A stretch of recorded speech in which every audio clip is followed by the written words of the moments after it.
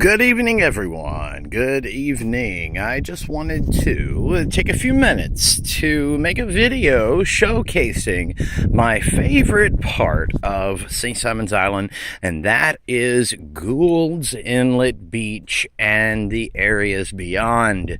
Now, I'm going to be pausing the video and then resuming it at different spots.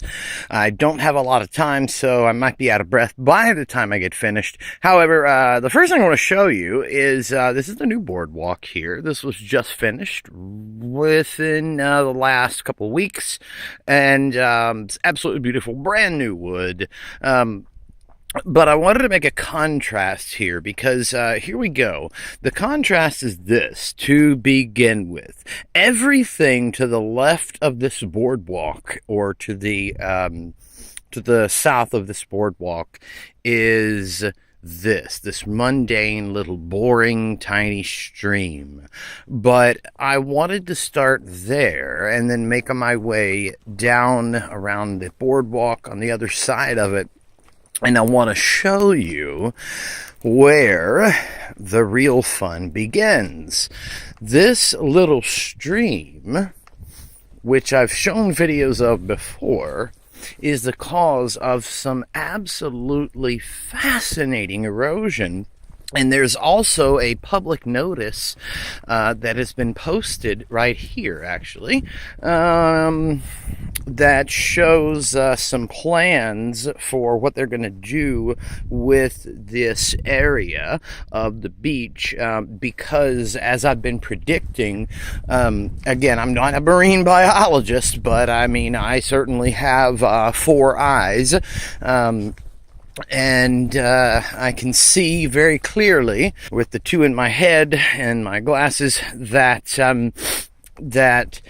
the inlet itself is coming back. So anyway, first, on the other side, we had this just ugly, very basic looking stream. And then we have this. This is beginning to show off where all of the really funky, cool looking erosion patterns come from. And I always get a kick because there's always these spots right here that you're seeing, which is where someone got too close and they probably took a nice little dive. You can come to this very point of St. Simon's Island, which is basically where the beach ends, the ocean ends, and you will notice that this area looks completely different from one set of days to the next. And I'm talking literally 2 to 4 days. It will be completely different than what it is now. So during high tide, as I've shown in a previous video, I just about busted a new crack in between my legs there. Detritus can get really slick sometimes. Okay, sorry about that. Anyway, let's see, where were we? I posted video from here showing high tide coming in, and even since I posted that video just a few, it has been weeks back, this drastic change has happened, and now the stream is just narrowed down to that little tiny hole you see right there, that very, very tiny area. So what I'm going to do is, just going to kind of hike up here. It's almost like there's little steps here. Check this out. This is kind of cool. Haven't noticed this before now. But we'll take the steps up as we're continuing to focus on this little, again, remember, little tiny boring stream which squeezes in right here to such a tiny little spot. You can barely believe it. Less than a foot wide, if that. A lot of barnacles and things on the rocks over here. Last week, for example, instead of taking this big curve, this stream just kept going straight. and then it emptied out into the ocean. Now it takes the curve and then begins to split apart, and here we have what is technically Gould's Inlet. If you see in the center of your screen, that is actually Sea Island, Georgia. And one of the points that I want to make on this video is I want to actually show you as close as you can get to where Sea Island is. And that is something that people like to call the land bridge. The land bridge. So anyway, this is where the little stream empties out. Right now it's dead low tide. And hopefully the predictions are going to be right, and Gould's Inlet is going to keep coming back. So now I'm just going to show where I've been before. A few weeks ago, I posted some photos right here at the inlet during dead low tide, and I was showing the what I believe I described as mesmerizing erosion patterns, and that's actually what it is. They're very cool looking patterns that are caused by the tide coming in and going out. But as you can expect, the beach changes every 2 to 4 days. The tides cause massive change. Look at all these thousands and thousands of shells here as we're walking. And this is the very spot where I was standing whenever I took those pictures that looked a little bit like this area here.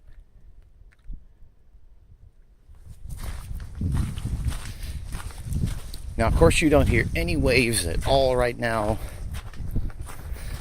and that is because where the real waves are way far out,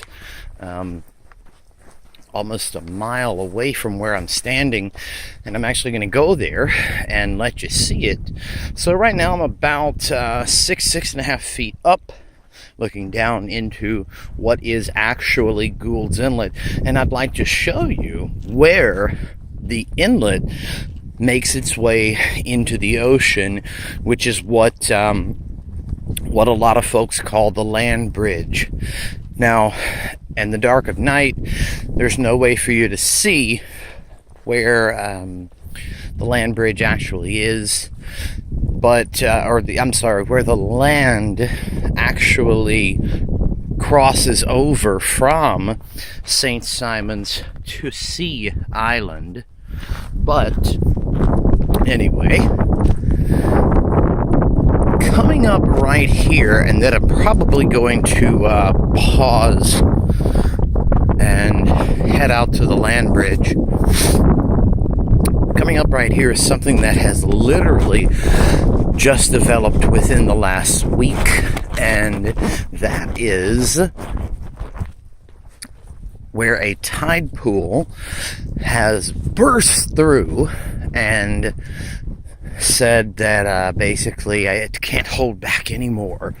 And so now this tide pool is emptying out, and that is right up here. So I want to try to get a good shot of that so you can see it.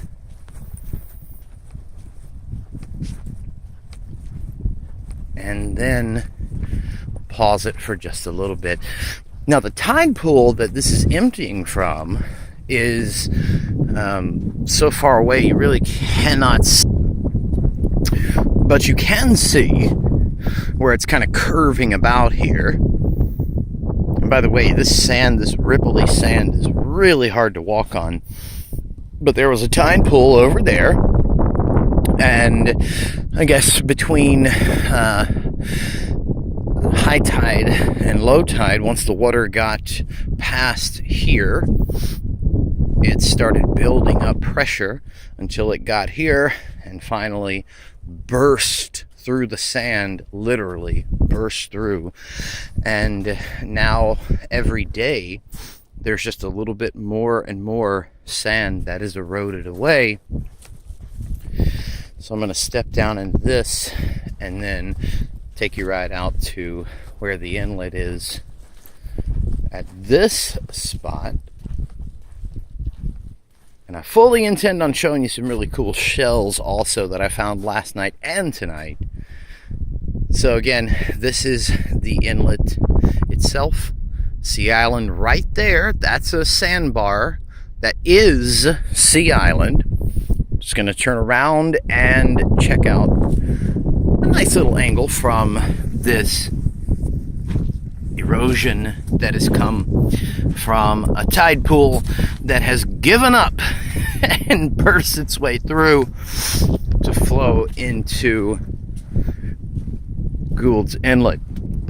And so we're going to stop it there for now, and I want to come back, and when we get back on record mode, I intend on being close to where the land bridge is, just so I can show you.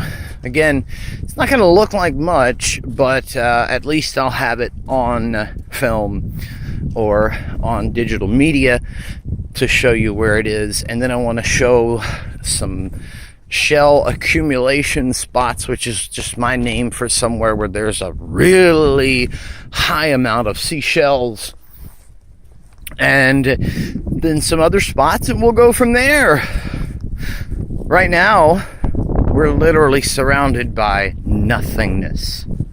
This is one of the reasons that I absolutely love coming out here in the middle of the night, because as far as you can see, there's nothing. Well, you can see the houses. They never go out of view. And there's no one. You can even get so far out here that you cannot, that you can't even see water anymore once the tide has gone out so far. All right, well, I'm going to pause it, and then when we come back, we're going to be at the St. Simon Sea Island land bridge area where Gould's Inlet empties out into the Atlantic Ocean.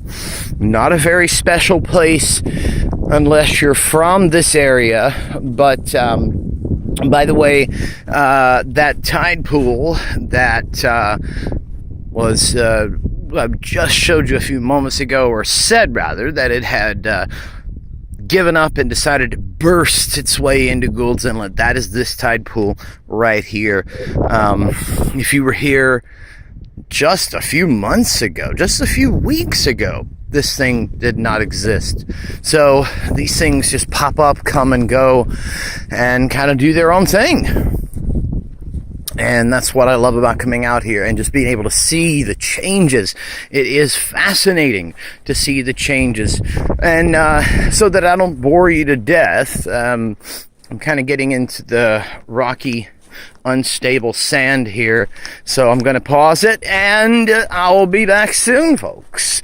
Well, it'll be soon for you, a little bit longer for me, because again, going to have to walk out about a mile to get to where we're going that I would like to show you, and I'll see you there on the other side. Well, we made it to the land bridge. It is just past where these tiny little waves are, right there where the flashlight is shining. That is a sandbar that at only certain times of the month you can cross over safely and reach Sea Island, which is that way where that little itty bitty light is. And this is Gould's Inlet, and that is the Atlantic that way. Now, just to show you how far out we are, of course the flashlight is not going to shine that far, but the little stream where I started from, I can zoom in all the way just as far as we can go, and that's just, again, not even close to showing how far out we are, but it's kind of hard to keep the camera stable because of how far out we are. But this is the land bridge right here, and one thing that I did want to point out, I just want to make a little walk towards this one spot here. This actually has changed. I was here last night, and the last time that I was here was a little under a month ago. There were two different points where you could actually see the land bridge, and last night I noticed that itself had changed. There's another sandbar on the other side of this, what looks to be a big area of water, but it's not. This is basically a little tidal pool right here, and we are just exiting dead low tide, and the tide's starting to come in right here. I'm gonna come down and just get a nice beautiful shot. Just stay here for just a second to check out these peaceful, beautiful toe-high waves that are coming in. And that's enough of that. So yeah, you can get right over to where that sandbar is and make it to where those waves are, which is what I'm going to do. Check out how wide this is, but then it narrows to almost nothing right here. Just that fast.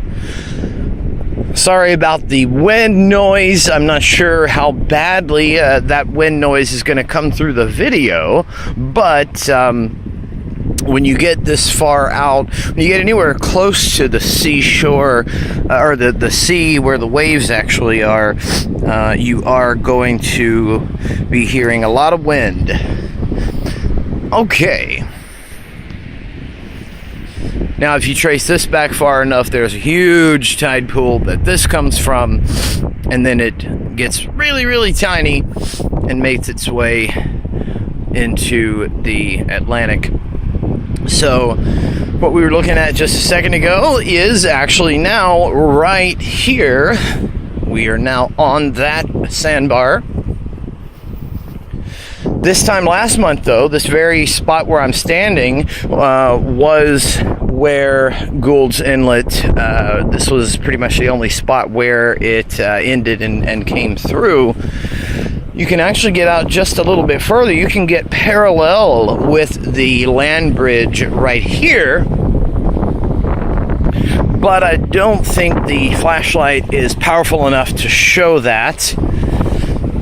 But at dead low tide, this is as far as you can get in this on this part of St. Simons, which again is the end of St. Simons. So the land bridge is trying to find it with the flashlight, kind of in the center of the screen, but it is right there.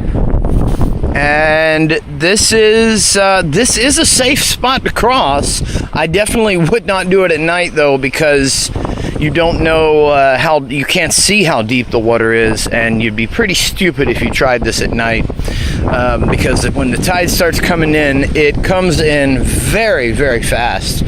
So the next thing I'm going to show you guys is what I call accumulation spots. It's where seashells come and more get added until the ocean decides that it wants to either, let's say, a big, powerful tide cycle plows through and moves all the shells somewhere else, or they either get buried because we have some high winds on the island sometimes that last for days on end, and the high winds will blow the sand over the shells and cover them up, or Sometimes a tide that's not too super strong but just right will actually pull the sand back and unveil these things that I call accumulation spots. So when I come back, I'm going to show you guys an accumulation spot, and so you can see literally hundreds, if not thousands, of little shells that are in one spot, and most of them are quite small. But if you have little tiny mason jars, then you can or Pinterest, if you go on that website, you can come up with all kinds of ideas of stuff to do with your thousands of shells that you nab from the accumulation spots. All right, and that's going to be it for right now. I'm going to pause it, and we'll be right back from the desert by the ocean at Gould's Inlet Beach on St. Simon's Island, Georgia. And we are back. I'm getting close to one of my favorite accumulation spots here. This is, again, where a bunch of shells come together all in the same spot. And I'm going to have to zoom down just to show you what I'm talking about, and hopefully not use too much light. Let's see. Yeah, it's tough. All right, let's try this. Just give